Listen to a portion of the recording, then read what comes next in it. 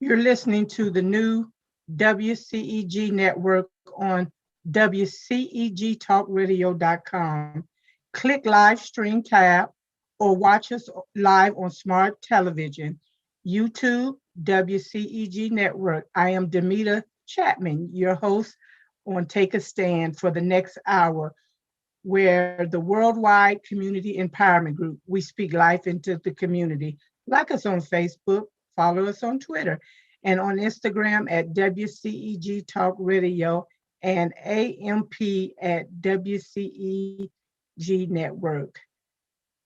Last but least, the topics and opinions are the hosts of the show hosts and guests, not WCEG Network.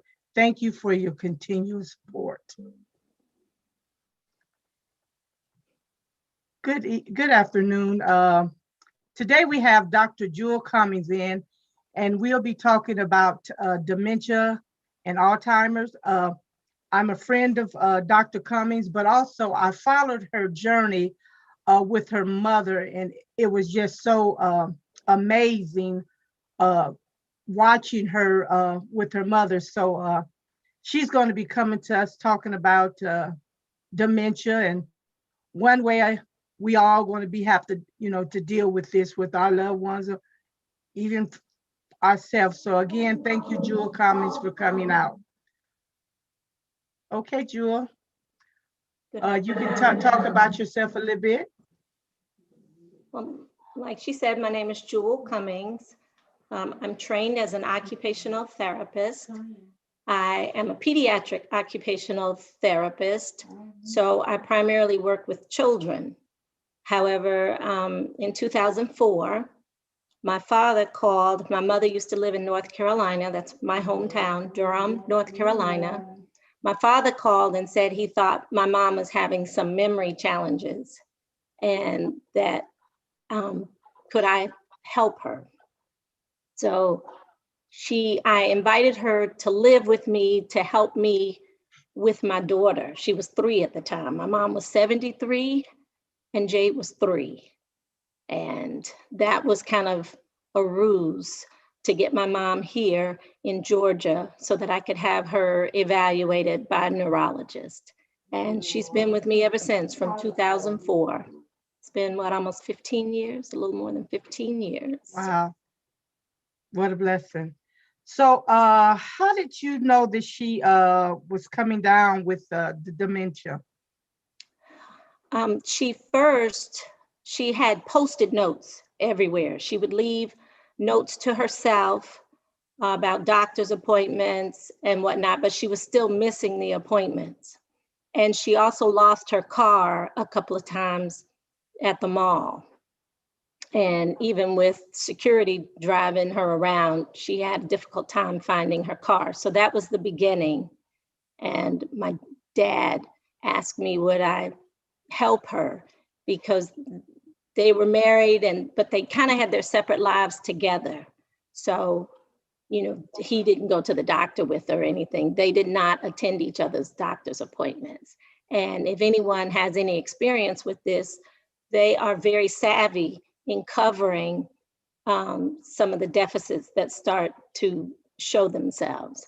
So the doctor, she was evaluated by a neurologist, and I highly recommend that because family physicians, I'm not saying they would not know what to do or what evaluations to utilize with our loved ones, but sometimes when they have a relationship with our loved ones, they take the loved one's side and thinking that, how sometimes people get paranoid and they just want my money. They're trying to take over my affairs. I can handle it myself. So the neurologist, did some cognitive tests, and he said that she had early, very new Alzheimer's. So she was still functioning. She was able to still drive her car. She would go down the street to the senior center, and she would still play bridge with friends, and she would also bring us lunch from time to time. And she was able to do that for about 3 or 4 years when she first moved here. Okay. So tell me, how do a family adjust and just deal with that? Because I'm quite sure it's a hardship. Yes, it is. It can be scary, and you want to help your loved one, but you don't want to intrude. You want to have them be as functioning as possible. So, like I said, I'm an occupational therapist, and an occupational therapist is a healthcare provider that helps patients that have different types of illnesses or disabilities, and we use activities in training them to rehabilitate whatever deficits that are exhibiting. So I still just monitored and helped her just a little bit. But when she started taking about an hour to pay 4 bills, when she was trying to manage her checkbook, I knew that she was having more problems than I wanted to admit. Also, one of our follow-up appointments at the doctor, he asked her if she'd had any moving violations driving her car. And I said, no, she hasn't. And she said, oh, yes, I did. It's in the car, in the console. I said, what? So she had made an illegal U-turn, and they gave her a warning, so she didn't have a ticket. But I took the keys away right then. So It is difficult, but you have to acknowledge the signs and gently, make the transition. Because for a while she was kind of like a high schooler, a middle schooler, and we would have conflict. Like, she didn't want me to help her do things or take over her finances and things like that. So I had to find creative ways to help her until, I realized that, she needed more help than just me sitting beside her and doing it. Now, I heard you say you did had to do some creative ways. Tell me, what's some of the ways that you kind of had, to make the process a little smoother? Well, it's called, one thing is, and they call it ethical lying. I would have to pretend, make believe. Like one night, she was very preoccupied with having to get the people back to the church. There were no people to get back to the church, but she would not rest. And I could see it in her eyes. And I said, the church bus will come and pick them up. But I could tell that she really wasn't settled. And I didn't want her to wander out of my home. So I told her, and it was in February, it was like 2 a.m. And I told her I would put my coat on and I would handle it. So I came back downstairs. This was when she lived upstairs with my daughter. They had rooms upstairs. I put my coat on and I just waited downstairs for about 5 minutes. And I went upstairs and I said, they all got back on the bus and they are going home. She said, oh, thank you so much. And the next day, I started telling her about what she said. And she said, what? And I said, yeah. I said, there were no people, right? I said, you know that, right? She said, yeah. She said, that's crazy. I said, yeah, it is a little crazy. And then about 2 minutes later, she said, but did the people get home okay? So I knew I couldn't even just, recount a story to her, expecting her to come along with me and be like, oh, okay. I knew then that she, was more into Alzheimer's than I wanted to admit and let go of. Okay. So what kind of help should people look for when they're going through the early stages of dementia? Right. Well, first, it's definitely to involve healthcare providers and start to document some of the things that you see going on. and they share, like lots of times you might find them when you're searching on Google or Facebook. You don't argue with them. You don't try to challenge their memory. You might do some gentle reminding, but usually you just try to go with them wherever they are. Also, I would highly recommend senior facilities. There are a lot of different levels of care. At first, my mom was able to be picked up by a van and go and come home every day. But then as she got worse, she started to have fits and say she knew she drove, and she would go in the parking lot and she was looking for her car, and I would have to go leave work and pick her up. And that's when I realized she needed a different level of care. Also, well, through Piedmont, they have a 60+ program where they have providers and like social workers that will come and meet with the patient as well as the family to start learning and being able to educate us on what's available to our parents.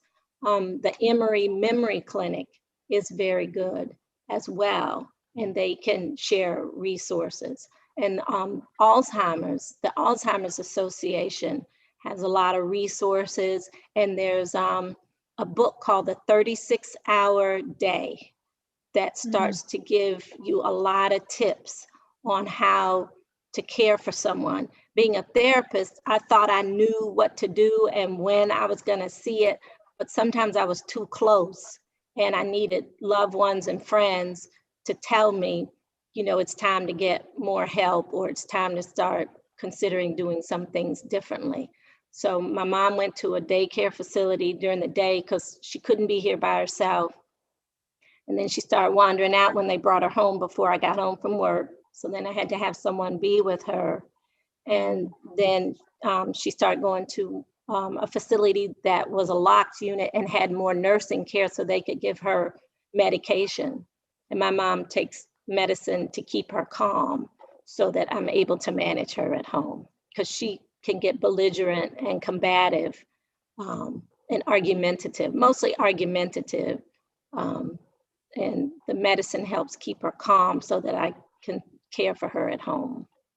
You must was looking at my notes, because I was just finna ask you what kind of medicine do they take medicine to keep them calm, so forth. And I know I follow your journey on social media, and it was just awesome how you fix the food, and you and Jay, and I recall a baby doll, I think, that you had. Yes. Let us talk about that baby doll, because your mom was just, it was just amazing. Can you bring me the baby doll on the other side of my bed?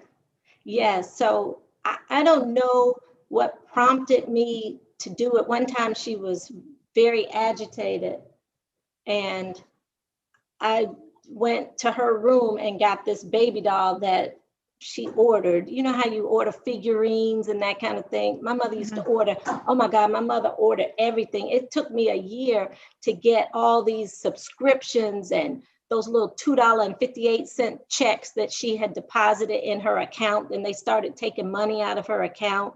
She ordered all kinds of books and stuff. It took me a few years to get all of that out of her account, but she had this baby doll. And I said, Mom, I need you to help the baby stop crying. And she was like, help the baby. And this is the baby doll. It's heavy, like a real baby doll. And she just took the baby and she said, yeah. And she started treating it like it was a real baby. I said, oh my God. And it distracted her. Okay.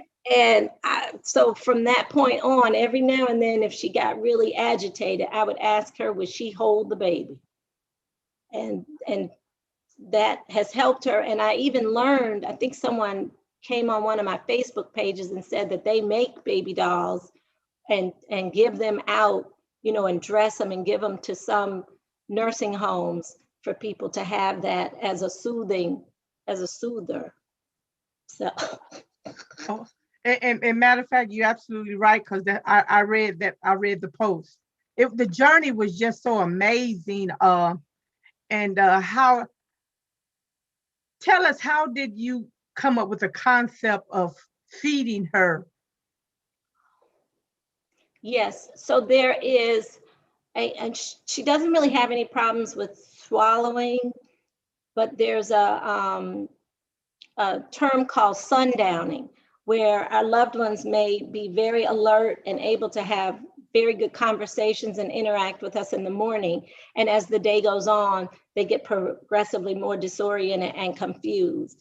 And I started realizing that in the evening, my mom, more textured foods like chicken and things like that, she would just chew it and hold it in her mouth. Sometimes they say cheek it. And I would say, Mom, you ready for some more? And she would open her mouth and the food would be there like she just chewed the taste out of it, but she had not swallowed it. So from that, and probably, just some of my training, I realized that she couldn't manage, more textured food. So I would chop up her food. And as it gets later in the day, I give her more pureed or soft foods like mashed potatoes, carrot souffle, and mashed sweet potatoes or yams, really soft food that she doesn't have to chew. So. Yeah, and I know your daughter is just great with her. I kind of watched that journey, and it's just like three little ladies together. What impact have it caused on Jade? Well, Jade, at first, they were almost like sisters, and Jade was like the big sister, and she was the agitator of my mom. If my mom did something funny, she would tease her or, basically treat her like a sibling almost. And I used to have to say, Jade, that's your grandmother. But they get along very well. And one of our last outings, because we would take my mom with us everywhere. She would do Girl Scouts. She was everywhere. She would go to school activities with us. And one evening we went to a basketball game, a Hawks basketball game. I think it was for Girl Scouts. And, they had it was Girl Scouts night or something like that. And I had these cards that someone gave me, a business card that says, please bear with us. My loved one is suffering from Alzheimer's. And she said, you might want to start keeping that in your purse. So when people start talking to her in a manner that she doesn't understand, you could pass them that card. Well, we were going through security at the Hawks game. And so I didn't have time to get that card out because you know how you have to put your purse and everything on security. Right. And they were rushing us through and they were talking to my mom, telling her to go through and stand here. And she didn't understand. And I was trying to tell them, and it was very upsetting to me. And I started crying. And Jade came back and she said, what's wrong? What's wrong? And she was angry, but she also started crying because she knew something had happened. Mm-hmm. And so she is a fierce protector of my mom. But, she'll get her little digs in and tease my mom from time to time. But she knows now, how far to take it. Whereas before, I used to have to almost keep them separated or send them to their room. Like sometimes they'd be down here arguing when she was, here. I said, both of you, I'll go upstairs. Everybody go to your room. But now, it's just like it's 3 generations, but we're almost all like sisters and friends, and we are die hard for each other. Oh yeah, I know. I saw a picture of you guys, so I pay attention. I think you guys would in pajamas together, and you guys were doing something, all 3 of you guys, and it looked like 3 sisters. Yep. We try to get her on TikTok and all kinds of silly stuff. Whatever, the thing is at the moment, we try to include my mom. Do she sometime talk about going back to where she come from, like North Carolina? Yes. Now she does. Most of the time in the evening, she starts talking about going home. And like I said about the ethical line, I will tell her, I said, well, mom's coming in about an hour. Or mom wants you to wait here. Or mom says she's coming after dinner. And sometimes she'll say, when did she say that? And Jade and I, we started making notes to write a book. And when early on, my mom would say, if you say so, like, she knew what we were saying wasn't quite right, or it didn't make sense to her. And she would say, if you say so. And so we decided that's what we're going to call the book, If You Say So. Oh, I like that. I like that. I can't wait. It's gonna be a journey. I quite sure. So, what could you tell families that's going through this? Because see, every family is different, and I know you have that patience. So, what could you tell families that's going through this, the early stages, or even when it's full blown? Yeah. I would say you really do. You have to start practicing a whole lot of patience. And even though you know that they are a mature adult, in your mind, you still have to treat them like a toddler in your mind, that know that even though they appear as though they can do some things, they really need a lot of support. So it takes a whole lot of crying in the dark. It takes a whole lot of changing your routine, because as soon as you think it's going to work out and you can sit down and take a nap and not put the alarm on the house door, then that they'll prove you wrong almost every step of the way. When you think you got it in your mind and you know their level, they'll take you to another level. So it takes a whole lot of patience. I have friends that they say, your mom's not like my mom and you can handle it. And I don't always handle it well. And I know, like, often when it's time to eat, my mom won't get off the sofa. She won't come eat. Sometimes we go to the bathroom 2 and 3 times before she'll really sit down and let me help her in the bathroom. And I have to eat my food when I'm ready to eat so that I can be calm and not hangry, and impatient with her. So I really just treat my household like I have a toddler living with me, and that, she can't be left alone. I have to figure out who's going to be here and sit with her. She does sleep a lot. She's on a pill, trazodone, which is a calming pill. Early on, she was on antidepressant. I forget the name of it. So usually that's where doctors kind of start. Well, maybe she's depressed, and they'll put her on an antidepressant. And then once we got on track with the Emory Clinic, she started taking, before with the neurologist, she was taking Namenda and Aricept. Aricept is an Alzheimer's drug. When we got involved with the neurologist at the Emory Clinic, they said, a cocktail of Alzheimer's medications are better. So she was on something, I think, gabapentin and Namenda. It was more than one pill. And then as she aged and got a little worse, and over a period of time, after about 5 or 6 years, they took one of them off, and she actually got a little more clear. So once you get diagnosed and you have some medication, it has to be constantly monitored, because it might need to be changed, and there may be new developments and new medications. So it takes a lot of patience. My mom doesn't like being in the shower. She doesn't like that water spraying on her, even with a handheld. So we do a lot of her self-care. She weighs about 140 pounds. So I do a lot of her self-care where I can get it in. If she's sitting on the toilet, and not to be too graphic, I have her wash her face, and I have her do as much as she can for herself. I'll wet her washcloth, and she'll wash her face. And then, we'll get her upper body, and I just have her sit and do as much as she can. And then I care for, some of her more private areas every day. But some days she may not wash her feet.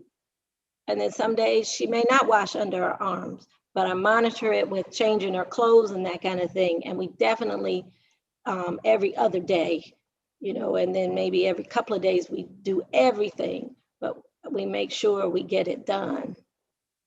Some people don't like getting in the tub, and some of my friends, they don't understand that, but I think there's a fear of falling that some of our loved ones have, that they still have realistic fears, as well as too, the way you speak to them, they still know how they feel. So you can't talk to them like a little child, but you may have to, use protectors and manage them like a little child, but they still know how they feel. Oh. So I heard you say using a medicine, gabapentin, Yes. and that's funny because that's also is given to diabetics. Oh. So you're saying they was giving that to your mother for For her memory.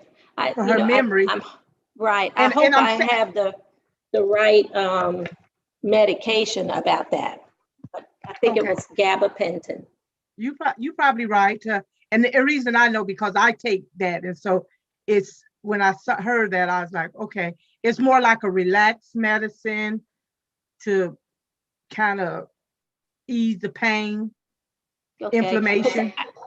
Yeah, because sometimes, look, I have to keep list. I keep list of her medicine in my purse. I keep list of my medicine because there's another one, galantamine. So I couldn't tell you which G1 is my mother's and which G1 is mine. So I have to That's do all a right. lot of planning and a lot of notes and a lot of things I keep in my phone because it's a lot. I used to get worried that I couldn't remember things, but it's so much going on that they always say, if you think you have Alzheimer's, you probably don't, because if you had Alzheimer's, you wouldn't even have, that thought about it. So I just I honor my limits and I know what I need, to get things done each day. Yes, and I have to crush my mom's pills and hide it in, some of them are bitter. So I hide it in applesauce, like cinnamon applesauce, whatever the sweetest applesauce that I can find to hide the bitterness. So, Okay. So yeah, it's a lot of play acting going on over here. Really? Well, also let me ask you, could you tell me about the Robin Williams dementia? Yes, that's called Lewy body dementia. Okay. And I never really thought about it as it attributed to my mother, but just recently, for her annual checkup, they started asking questions like, do you think she sees things that aren't there?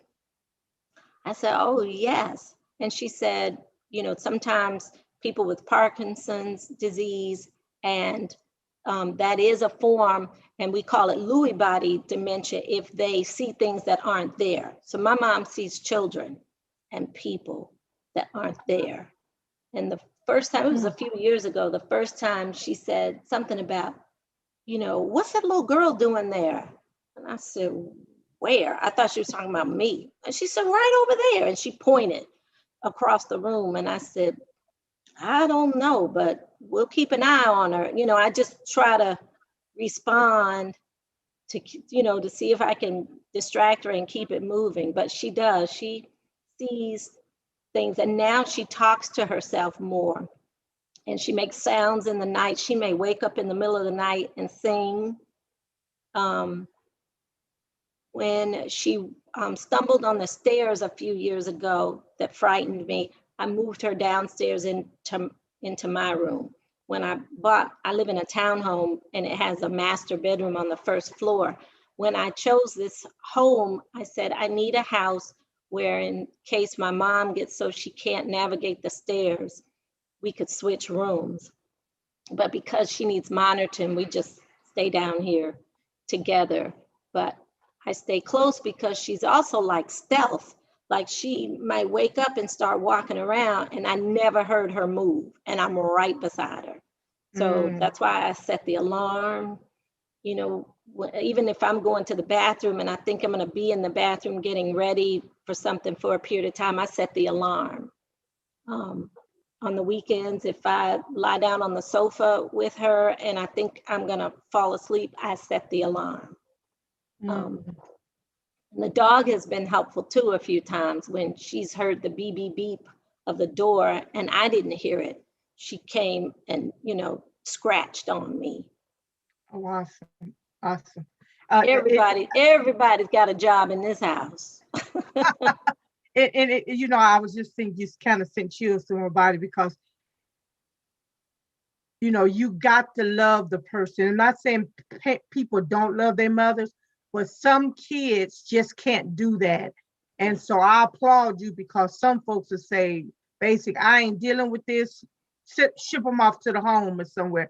So I applaud you because it takes a lot. And I have watched you and watched Jade and even saw the cooking that you guys do. And even before she got into the, I say that because I never knew she had dementia, how sharp she was. I remember she would want to make sure she get down to the curb market to get what she needed. Yeah. And they would cook and she would be just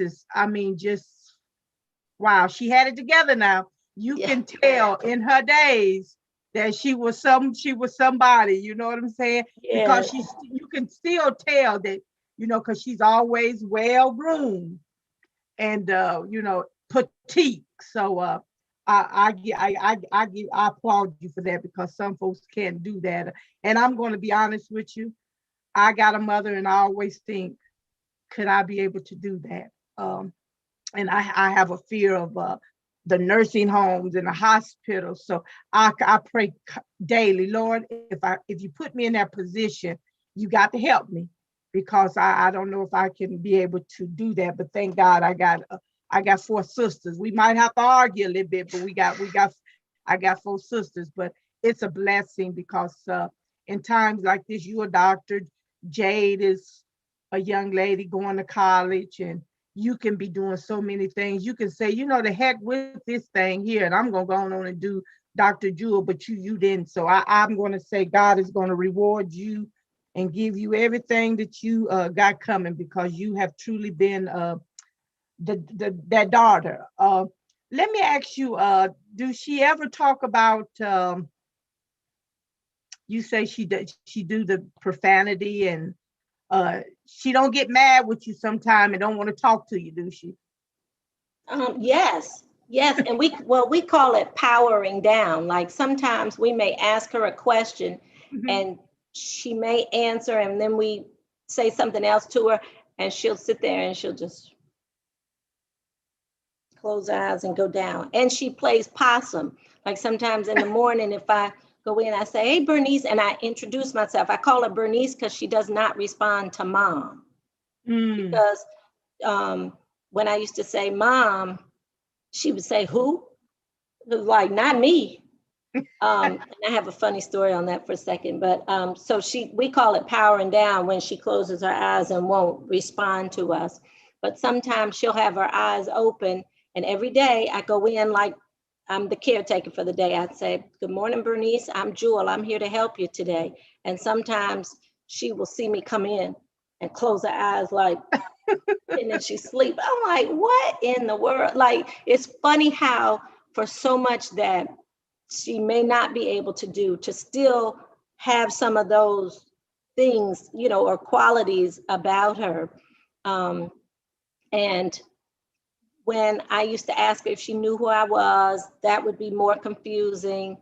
I don't tell her I'm Jewel, her daughter, because when I used to add your daughter, she was like, "Who?" Like, no. And one day, this was a few years ago, I tried to remind her that I was her daughter. And she said, "Who?" I said, "I'm your daughter." She said, "Oh, well, who's your daddy?" Like, that it was funny, but it could be upsetting. So we try to laugh as much as we can, as opposed to being upset about what she has lost. But we try to keep it comical, but you really do, like you were saying, people have to honor themselves and their limits and their abilities. I have a coworker friend that he helps me. He's a therapist too. He's an occupational therapist. So he helps me sometimes with my mom. and we talk about it, you know, you can really see how elders could be abused if you don't have patience, or if you think they aren't as limited as they are, you know, because there's times when they look like they have it together. Even still, my mom, she may not make a full, complete sentence, but she'll say, now I'm going over there and I'm gonna sit down, and, you know, and she'll say a full whole sentence. And so I'll leave her alone. And 2 minutes later, I might say, are you ready to eat? Why, yes. Like, she never complained or had that other, you know, interaction. So I learned that I have to take a moment, or if I didn't honor her too, I would keep in trying to impose, it's time to eat. Come on, I need you to come over here to the table. And, you know, we've had a few instances where, you know, I wanted her to kind of walk with me and she didn't want to walk with me, and she'll snatch back. And I had to be mindful because she could easily lose her balance. And especially during COVID, I didn't want any hospitalizations. I don't need any broken hips. I don't need any, you know, injuries. Right. And I don't need her to have to go to the hospital.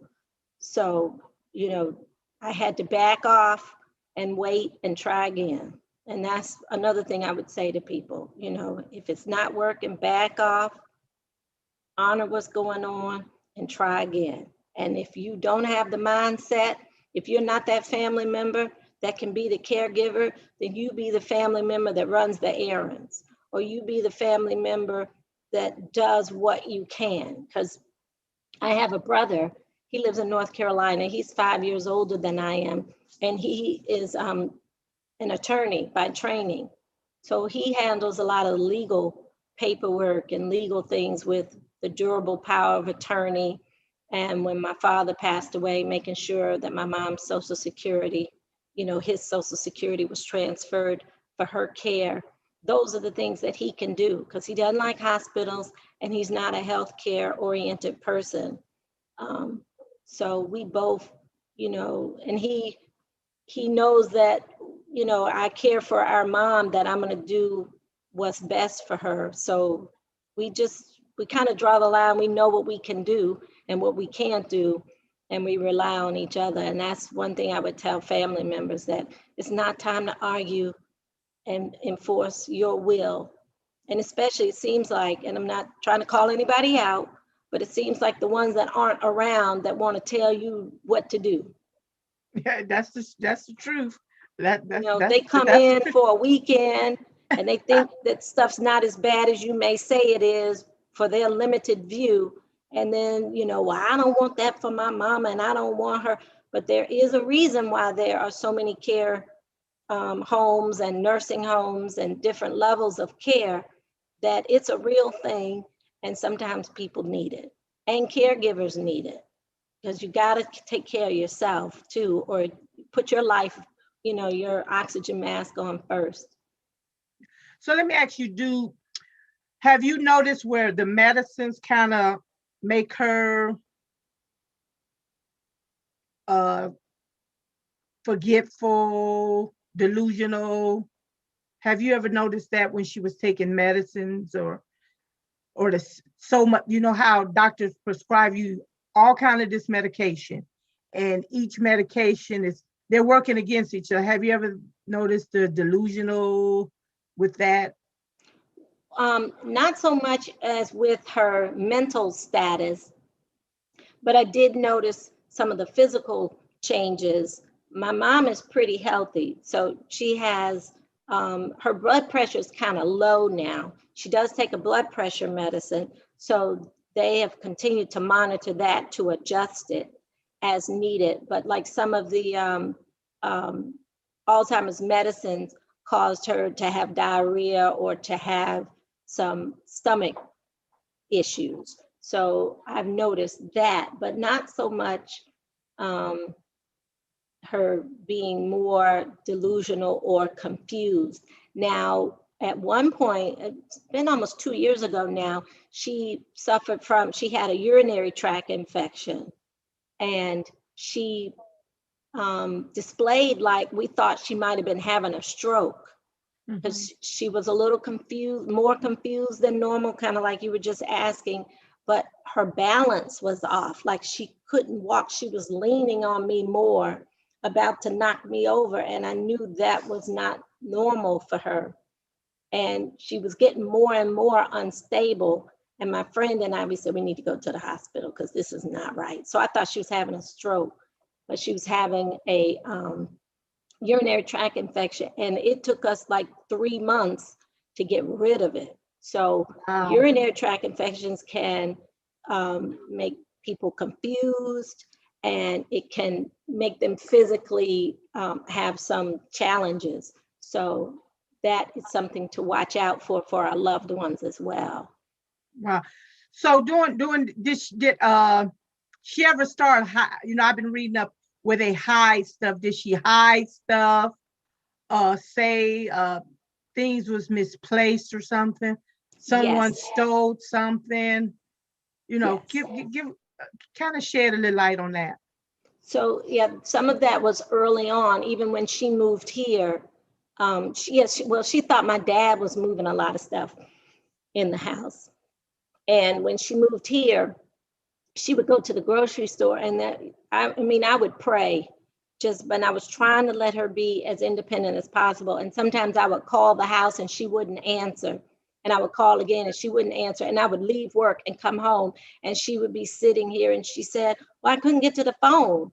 You know, that answer machine picked it up before I made it there. So I had to pray and let it go that she was okay in the house. Because, you know, my mind, I thought she was on the floor, you know, that she'd fallen out or whatever and couldn't get to the phone. And a couple of times she went to the grocery store and she said someone stole her wallet. And that was another fear, that someone might take her over at the grocery store, you know, go into her car. I was like, oh Lord, they're gonna knock her in the head, take a purse and that kind of thing. But most of the time I would find her wallet just in another section of her purse, or I would find it under her pillow at home. So like she may have been going through her purse and decided that she needed to hide it at night or whatever. But yes, she did misplace a lot of things. I would come home and sometimes the ice cream was in the refrigerator instead of back in the freezer, things like that. And I was very fortunate that as she got more disabled, that she didn't try to cook, because that was another fear. I have a gas stove and I was like, oh Lord, I'm gonna come home and there's gonna be gas all in the house, or, you know, she's gonna blow us up, or she's gonna leave something on the stove. But some things she just, thank God that she didn't keep trying to do as she got more disabled. I was just gonna ask you about the cooking and the stove and so forth. How do the state of Georgia, the programs would help? Because some people just don't know the programs that help. Some people, you know, you're a doctor, so we got people that's not a doctor, so they're looking for avenues to help. What are some of the avenues out there that, you know, could help? Do the Medicaid kick in? Do the what happens? The steps that, you know, you can take. Yes. So yeah, those are some good questions. The first thing I would start out with is, you know, again, starting with your healthcare provider, and request to speak to a social worker to see what types of facilities and things are in your area. So I would start with the healthcare worker. You can ask for a social worker. Does that healthcare team, do they have a social worker they could recommend? Yes, my mother has Medicare. She was an educator. She taught on the college level. And those of us who have loved ones that are on Medicare, we kind of fall in the middle. They don't make enough money to be in some of the nursing homes and assisted living facilities that cost a lot, but they make too much that they don't qualify for Medicaid. If they have Medicaid, there are a lot more services that are available to them. You know, like caregivers can come into the home and sometimes offer some assistance so to keep loved ones at home as long as possible. So also the Alzheimer's Association can start teaching you what is available and what to consider. My mother went to an adult day center, and like I said, as she got a little more involved, I had to go to a different level of care where they had nurses that were available to give her medicine and all. And sometimes there are personal care homes, and they don't just take care of people with Alzheimer's. Like for instance, if you have a loved one who is an adult, a young adult, and they've graduated kind of out of high school, and they can't stay at home by themselves, and they can't work, and they can't live by themselves, there are personal care homes where their money, their Social Security money and Medicaid money can help with their care. Now, let me ask you, I know it comes a time where you have to make those tough decisions, and those decisions. When do you think that children that's taking care of their mothers should have things turn over to like you? What stage do you think that a child should, okay, let me handle this bill, or let me write the checks? When do you think that should kick in? I think it should kick in as early as possible. There's, power of attorney, and there's something called durable power of attorney. I had a few friends and like I said, my brother was an attorney, but he didn't drop the paperwork for us. I had an attorney friend that I paid to make that decision. And durable power of attorney is when a person can still make some decisions for themselves, but you are aligned to, help and be there, to make decisions if they can't. And I would recommend that's now, that, when loved ones, I know they don't want to turn over their resources to their children, or, more decision-making to their partners, but it's very important to start as soon as possible. And I've had friends tell me, my measure of whether or not I can take care of my mother is if I can keep her clean. If I can keep her clean and I can keep her fed and make sure she, drinks the minimum amount of, what I feel is required, liquids, water and all, is my level. If I can't keep her clean, then I know now I need to release her over to more involved medical care. And I started right before the pandemic. I had started, these facilities and social workers and all, they can share with you interview questions to go to facilities and find out, to learn about what's in your area for that next transition. So I had started right before the pandemic, making my list, and I, had within 10 to 15 miles from my home, areas of town that I was gonna look. And then when the pandemic hit, I block it out. But I need to do more with trying to be prepared. Also though, I honor that I'm gonna release it, I'm gonna pray over it, and even sometimes the best looking facilities may not necessarily be the best match, and they may not always have a bed when you need the bed. So, some of these things, it's steps, it's baby steps, and I think it all needs to, be mapped out for yourself. So taking care of your mother, and then like I said, you got a college student there, your life, and I want to talk about your life. Right now, your life is basically on hold. Yes. And so share some about your life. I know you're a doctor. I know you're a Delta. So give us a little, because your life is on hold. Right. Well, and it's funny you say that, because the pandemic was kind of a blessing for me. I didn't realize how much I would run around. I'm a therapist, like I said, in the school system. So I would get up I would get my mom out to a daycare facility. I would go and work, and I work in multiple schools or sites each day. Then I would go home, go pick up my mother, and then I would come home. And when the pandemic hit, I didn't have to leave the house and I didn't have to drive all around. So actually it became a relief that I didn't realize how much I was pushing and running around. But right, I don't really have a personal life. However, I re-up, my mom is also a member of our illustrious sorority. So I re-upped, I joined East Point College Park chapter, and now I can go to meetings because they are virtual. I've been able to go to parties with my friends, virtual. So it did open up a part of life that I was not experiencing. But I am in what they call a sandwich generation, where you are raising your own children, but taking care of your parents.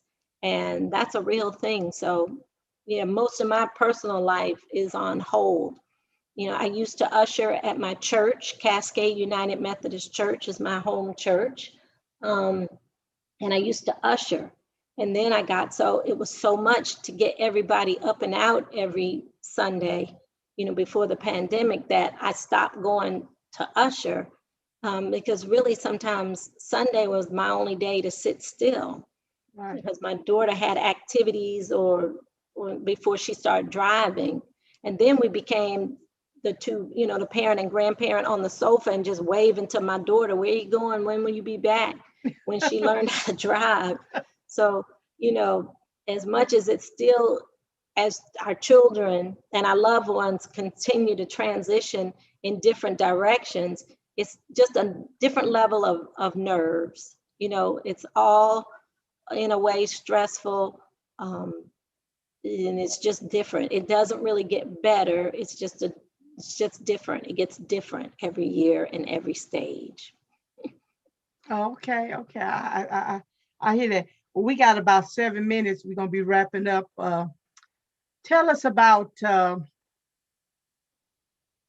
how is it with the doctors? Do you get the doctors pretty gracious with you, with your mother?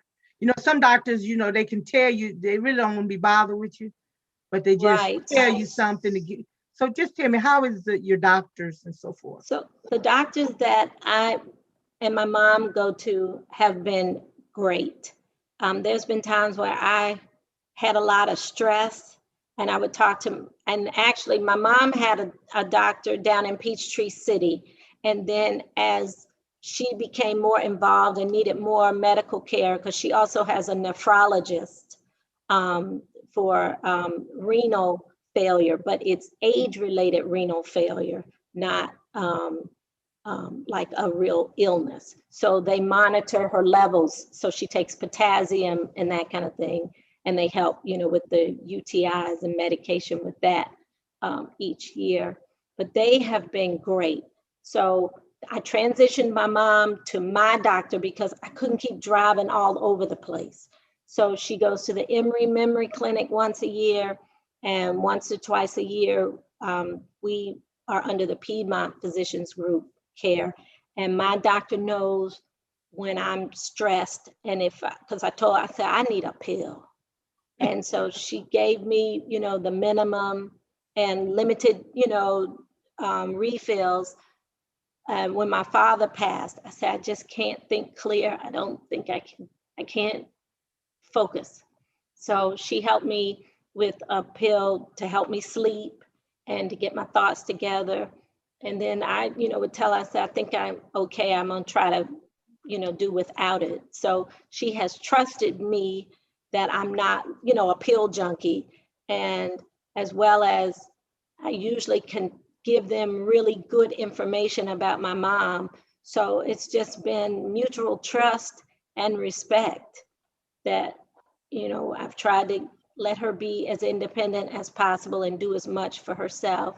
And, even with the vaccine, with her getting the vaccine, or just lab tests. My mom doesn't always, like I said earlier, want to use the bathroom when it's time for, a urine sample and all. So I have had to go back and forth even to the labs before when it wasn't good, or when I may have told, there was a young lady there one time and I said, so I'm gonna hold her and you have to be quick. And she was like, oh no, I can't do this. You're gonna have to come back another day.